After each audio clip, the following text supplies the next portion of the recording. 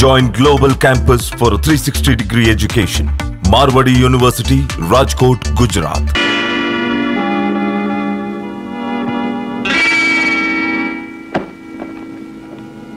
ఏమండి, ఎక్కడిదంత డబ్బు?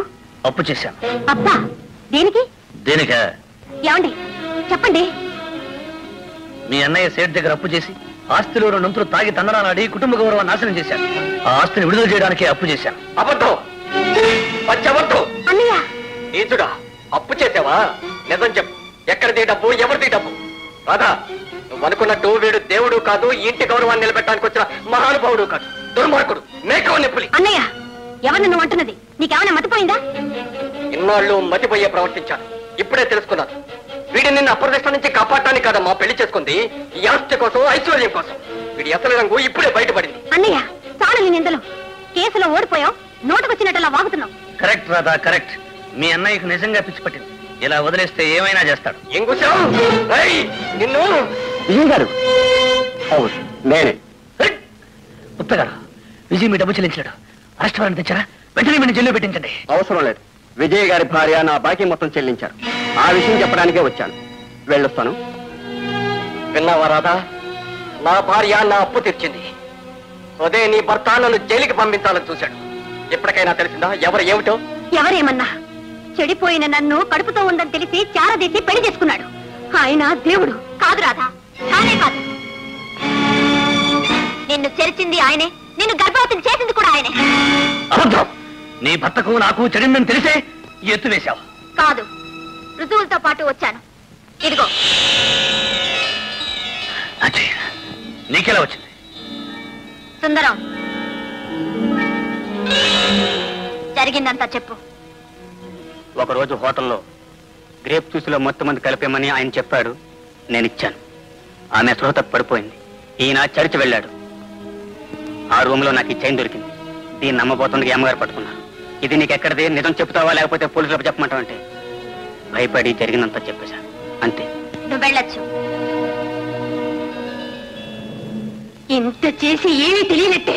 అంతేకాదు, నిన్ను మెట్ల మీద నుంచి తోసింది నీ భర్తే. కాదు, నే కాదు, నే కాదు. రాధా, ఆనాడు నిన్ను మెట్ల మీద నుంచి తోసింది నేనన్నావే, అప్పుడు నా ముఖం చూసావా? లేదు, చీర మాత్రం చూశాను. ఈ చీరేనా? అవును. మళ్ళీ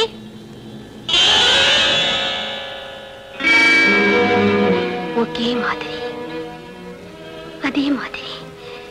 ఈ చీర నీకెలా వచ్చింది? హరిగారిచ్చారని మా ఆయన గిరిగారిచ్చారు. దీన్ని కట్టుకుని బయటకు ఎక్కడికి వెళ్ళొద్దన్నారు. అందుకని పెట్లో భద్రంగా దాచిపెట్టాను. ఇది ఏమి కంట పడింది. నిజం చెప్పు, ఈ చీర నీకెక్కడిది? లేకపోతే పోలీసులకు అప్పు చెప్తానన్నారు. అందుకని భయపడి నిజం చెప్పేశాను. నువ్వు వెళ్ళొచ్చు. వకీల్ ఫీజు కోసం నా నగలు అమ్మడానికి వెళ్ళినప్పుడు ఆ సుందరం కనపడ్డాడు. నన్ను కోర్టులో హాజరు కాకుండా ఆపటానికి ఈ హరి నన్ను గిరి ఇంట్లో కట్టి పడేశాడు. అప్పుడు ఆ చీర కనిపించింది. రాధా, ఇప్పటికైనా అర్థమైందా ఎవరు ఏమిటో? ఏమండి, ఇప్పుడైనా నమ్ముతారా? నేనే పాపం చేయలేదండి. నన్ను నమ్మండి, నన్ను క్షమించండి. పూర్ణ, నువ్వే నన్ను క్షమించాలి. ఈ నీచుడు మాటలు విని నీకు చేయరాని ద్రోహం చేశాను. పూర్ణ, వాకిలి వరకు వచ్చి నా రక్తాన్ని పొంచకబట్టిన ఒక్కగానొక్క కొడుకుని కళ్ళారా చూసుకోకుండానే తిరిగొచ్చాను. ఈ పాపాత్మని నువ్వే క్షమించాలి పూర్ణ, నువ్వే క్షమించాలి. అంత మాట అనకండి హరి. పసిబిడ్డ లాంటి మనిషిని, పాలకుండ లాంటి మనస్సును ఎందుకింత పాడు చేశావు? ఆ రోజు నువ్వు నన్ను చెరచాలని ప్రయత్నించినప్పుడు నీకు బుద్ధి చెప్పి మార్చి నిన్ను మంచివాణ్ణి చేశాను. క్షమాపణతో నువ్వు రాసిచ్చిన ఆ ఉత్తరాన్ని నీ మాటలు నమ్మి చించేశాను. అందుకు ఫలితం ఇది. ఏమిటి ఏమిటి అనేది? ఇవన్నీ నాకు చెప్పాలని ఎంతో ప్రయత్నం చేశాను, కానీ మీరు వింటేగా. నిన్ను ఇంత పాపాన్ని మూటగట్టుకుని ఎక్కడికెళ్తాను? మిమ్మల్ని వెళ్ళనివ్వను, వెళ్ళనివ్వను. ఏమిటి ఏమిటి మీరు చేస్తున్నది? అతన్ని చంపితే మీ చెల్లెలు పర్వాలేదు వదినా. ఈ పాపిష్టి మనిషితో సుమంగలిగా ఉండడం కన్నా తాడే మంచిది. పాపాత్ముడా, దీంతో నీ పాపం పడ్డింది.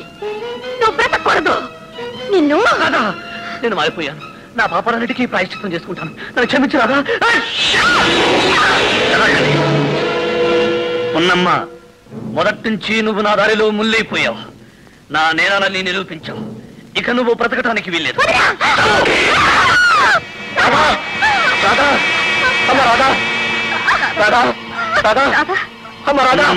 ఒక్క రాధనే కాదు, మీ వంశాన్నే సర్వనాశనం చేస్తాను.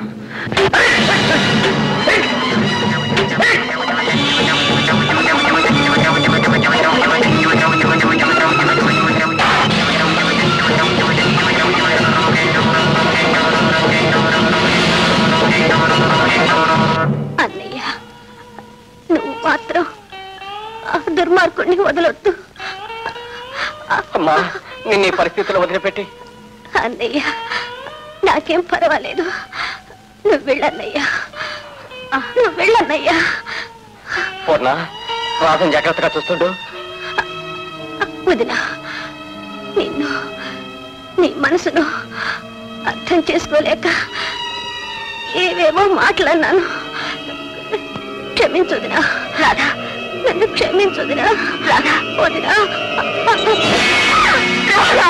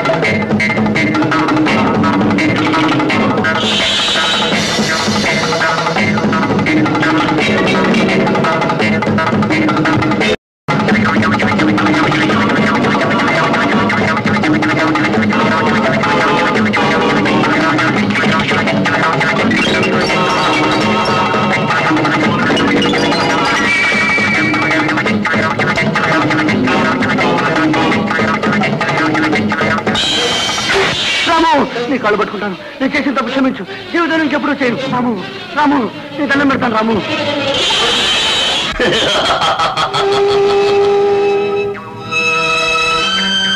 రాము, నువ్వు నన్ను చంపాలనుకున్నావు, కానీ ఇప్పుడు నేనేం చేస్తాను చూడు.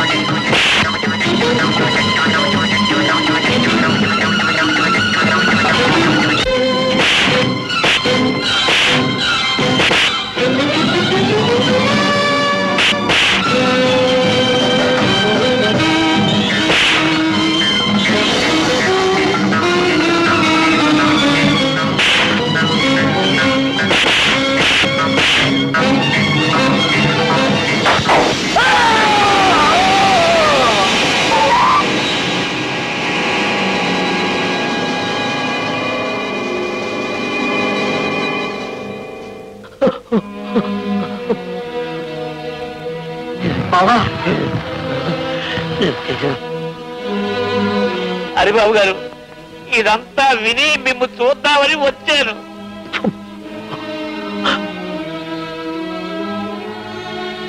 అరే